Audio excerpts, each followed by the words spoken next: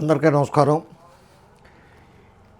ఆంధ్రప్రదేశ్ రాష్ట్రంలో బీసీలకు సంబంధించిన ఒక రాజకీయ పార్టీ కొత్తగా రంగప్రవేశం చేసింది.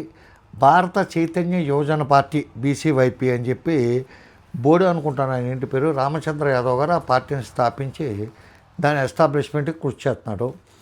చాలా బ్యూటిఫుల్గా కృషి చేస్తున్నాడు.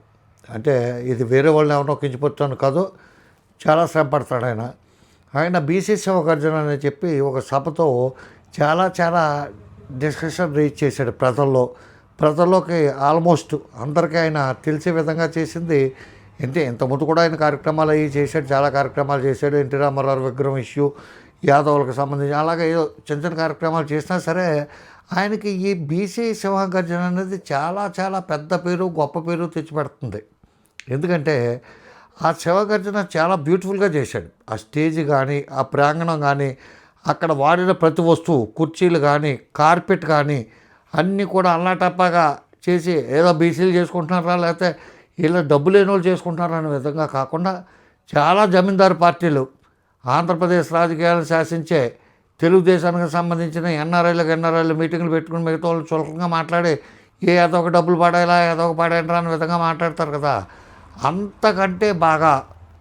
అంతకంటే డబ్బుతో చేసాడు ఆయన సభ. చాలా బ్యూటిఫుల్గా ఉంది సభ కానీ, సభ వేదిక కానీ. వేదిక మీద ఎన్ని వందల మంది పట్టే విధంగా ఆ వేదిక నిర్మించారు. కుర్చీలు అన్నీ చాలా బాగున్నాయి. ఇంకోటి ఏంటంటే ముఖ్యంగా ఇది ఎందుకు చెప్తున్నానంటే, ఈ మహాసేన రాజేష్ అనే ఒక పేడ పురుగు లాంటి వ్యక్తి అతను ప్రతి దాంట్లోనే బొక్కలను ఎతుకుతుంది తప్ప ఎవడైనా మంచోడు ఉంటే ఎప్రిషియేట్ చేయాలంటే ఇప్పుడు రామచంద్ర యాదవ్ గారిని ఎప్రిషియేట్ చేయడానికి డెఫినెట్గా చేసి తీరవలసిందే. అంత బ్యూటిఫుల్గా కండక్ట్ చేశాడు అతను. వయసులో చిన్నవాడైనా సరే మేధావుల వల్ల కాంది పెద్ద సంస్థాగతంగా బలమైన పార్టీలు ఉండి, బలమైన కార్యకర్తల దమ్ము ఉండి కూడా అంత సభ మెయింటైన్ చేయాలంటే చాలా కష్టం. అంత బాగా చేశాడు ఆయన. నేను బీసీ కాదు అందుకని చెప్పి ఎవడని నాకు తెలుగుదేశానికి వ్యతిరేకం. నేను పక్కా తెలుగుదేశానికి వ్యతిరేకం. తెలుగుదేశంతో పాటు తెలుగుదేశంలో కలిస్తే ఏ పార్టీకి వెళ్తే ఆ పార్టీకి వ్యతిరేకమే. నా వ్యతిరేకత ఓన్లీ తెలుగుదేశం మీదే. కానీ తెలుగుదేశంతో కలిసిన ప్రతి ఓడిని తెచ్చుకుని సత్తా నాకు అదొక జబ్బు. ఎందుకంటే తెలుగుదేశం నా టైం తినేసింది, నా డబ్బు తినేసింది, మంచి అవకాశాలు పాడు చేస్తుంది. కాబట్టి తెలుగుదేశం అంటే నాకు అసహ్యం. అవన్నీ తర్వాత చెప్తాను. అందుకని చెప్పి తెలుగుదేశం వాళ్ళు మాట్లాడిన ప్రతి మాటని మనం ఖండం చేసి తిట్టేయవలసిన పని లేదు. కానీ అతనికి పెట్టింది ఏంటంటే ఒక మరమనిషిలాగా బుద్ధి జ్ఞానం లేకుండా పేడ పురుగు లాంటి రాజేష్ మహాసాన్ని ప్రతి ఒడిని విమర్శించాడు. కానీ ఈ బీసీ సింహగర్జనలో ఓన్లీ వన్ నిజంగా సింహంలాగే ప్రవర్తించాడు. ఎవరో ఆ సభకి ఆర్గనైజ్ చేసిన వ్యక్తి కానీ, ఆ పార్టీ నిర్మాత కానీ, దర్శకుడు కానీ అన్నీ అతనే. అంత బాగా చేశాడు ఆయన రామచంద్ర యాదవ్. కానీ ఆయన మాట్లాడినప్పుడు అన్ని కులాలనే మెన్షన్ చేశాడు.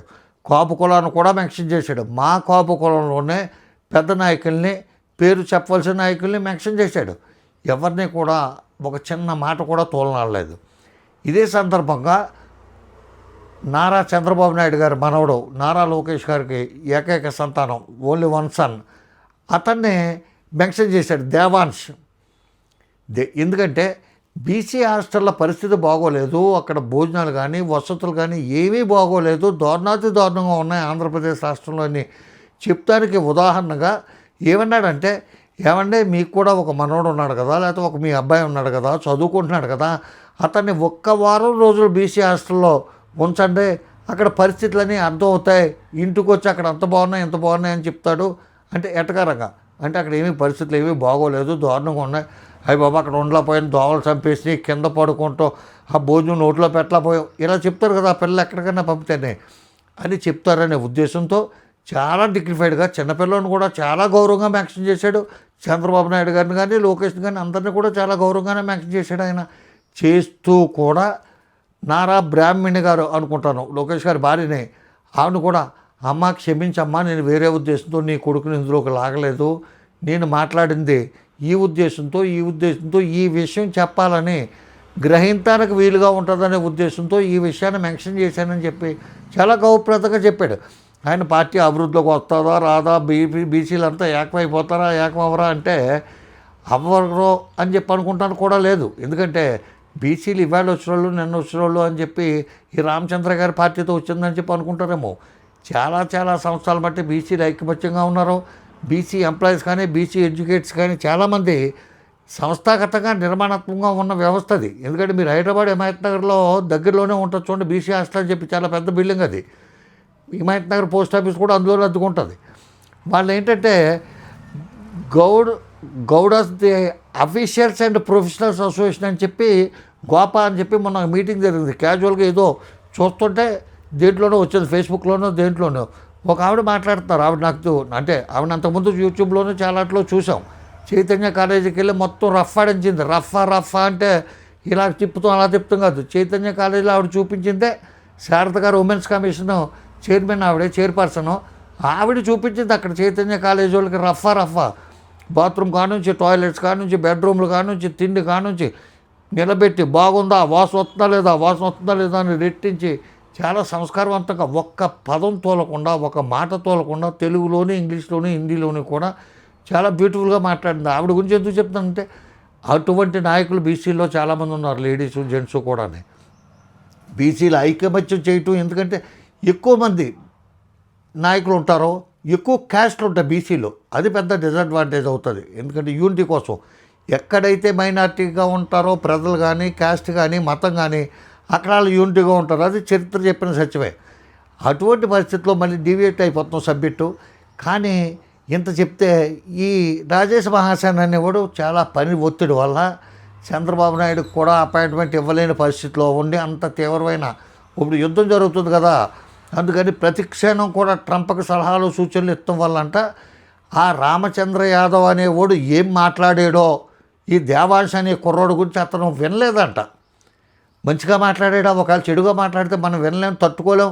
అసలు నీ ఎవరైనా లోకేష్ గురించి అన్నా, చంద్రబాబు గురించి అన్నా ఎవరైనా ఒక చిన్న మాట మాట్లాడితే నా గుండెలు పగిలిపోతాయి, నేను బాంబు పేలిపోతాను. రాజీవ్ గాంధీ చంపేసిన ఒక అమ్మాయి ఉంది కదా, సూసైడ్ బాంబు కింద తయారైపోయి తన ఆత్మహత్య బాంబుల కింద తయారైపోయింది, అలాగ అయిపోద్ది నా బాడీ అని చెప్పి ఇంక ఈ కుర్రోడు ఏం తిట్టాడో అని.